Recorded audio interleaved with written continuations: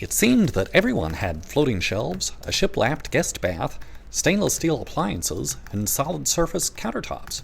So where was the creativity in interior decor? I couldn't help but wonder, is interior decorating all about conformity?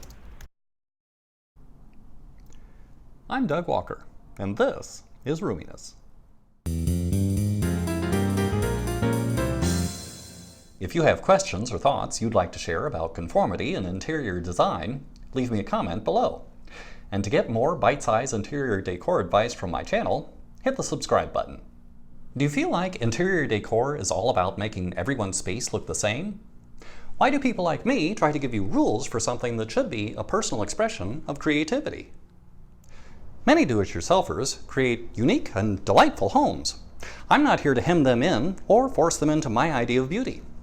This channel, and others like it, are for people who are looking at a blank slate of a home and wondering, where do I start?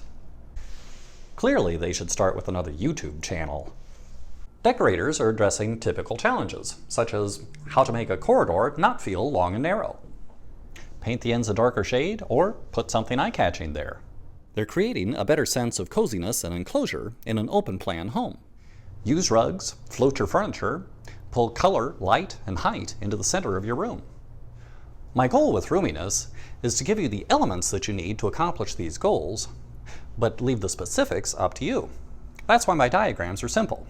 I want you to see the idea without giving you a specific style to latch onto. You have style, but style itself does not necessarily create a great interior. Often in online decor sites, you'll see articles about homeowners who've designed around a specific style, such as bohemian, arts and crafts, or mid-century modern. They've matched the style very well, but often there are issues that have to do with functionality, or scale and proportion, or focal point that could have been resolved better. Their personality and creativity is coming through, but a sense of space and architectural interest isn't being highlighted as well as it could. At the other end of the spectrum, some creative designers are so outside the norm that their rooms can be off-putting to visitors. It's hard to tell whether the rooms are intentionally artistic or just random.